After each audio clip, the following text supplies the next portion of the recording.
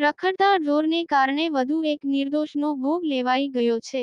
ઓલપાડ તાલુકાના શેરડી ગામના રહેવાસી અને સહકારી આગેવાન હેમંત પટેલને 48 દિવસ પહેલા આખલાએ અડફેટે લીધા હતા।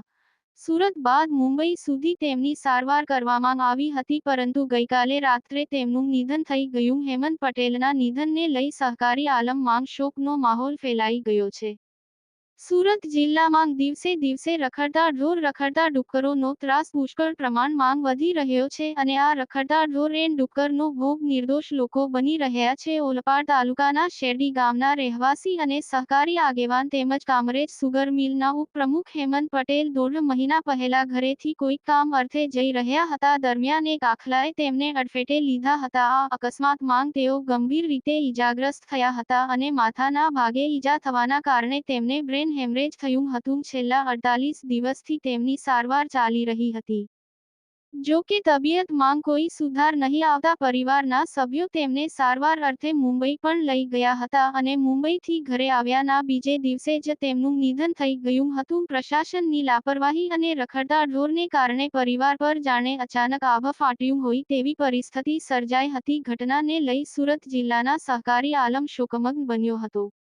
હાલમાં થોડ દિવસ પહેલા જ ઓલપાડ તાલુકાના કીમ ગામે રખડતા ડુક્કરને કારણે 2 અકસ્માતની ઘટના બની હતી। એક યુવક અને એક મહિલા અલગ અલગ દિવસે કીમ ગામના મુખ્ય રસ્તા પર થી પસાર થઈ રહ્યા હતા, દરમિયાન ડુક્કર દોડીને વચ્ચે આવી જતા બંને અકસ્માતમાં યુવક અને મહિલા બંને ઈજાગ્રસ્ત થયા હતા। નસીબ જોગ યુવકને વધારે ઈજા થઈ નહતી, પરંતુ મહિલા એટલી ભાગ્યશાળી નહતી। મહિલાને માથાના ભાગે ઈજા થતા મહિલા આજે જીવતી લાશ બની ગઈ છે। મહિલા એકમાત્ર પરિવારનો સહારો હતી। રખડતા ઢોર બાબતે થોડા સમય પહેલા ઓલપાડ પ્રાંત અધિકારી દ્વારા એક સૂચના તાલુકાના દરેક પંચાયતમાં લેખિતમાં આપવામાં આવી હતી અને આ સૂચનામાં રખડતા ઢોર બાબતે કાર્યવાહી કરવા સૂચન કરવામાં આવ્યું હતું, પરંતુ ઓલપાડ તાલુકાની એક પણ પંચાયત દ્વારા કોઈ કાર્યવાહી કરવામાં આવી નથી। ત્યારે સમગ્ર મામલે સુરત જિલ્લાના સહકારી આગેવાન દર્શન નાયક શું કહી રહ્યા છે તે પણ સાંભળીએ।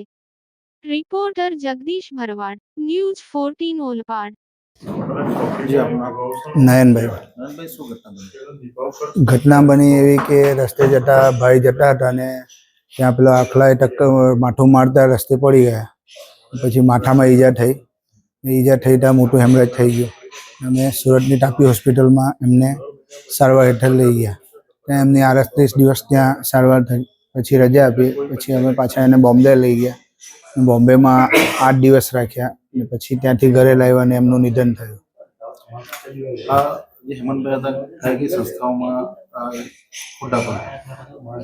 ભાઈ કામરેજ સુગર ફેક્ટરીમાં વાઇસ ચેરમેનમાં હોદ્દા પર હતા, શેરડી ગામ દૂધ મંડળીમાં પ્રમુખ પર હતા, પછી તળાડ કોટનમાં સભ્યશ્રી, સ્પિનિંગ મિલમાં સભ્યશ્રી, પછી ઓલપાડ કેળવણી મંડળ કોલેજમાં બધા સભ્યશ્રી તરીકે કામ કરતા। માજી સરપંચ છે, શેરડી ગામનો માજી સરપંચ છે, અમારા ગામ વિકાસ સમિતિના સભ્ય છે।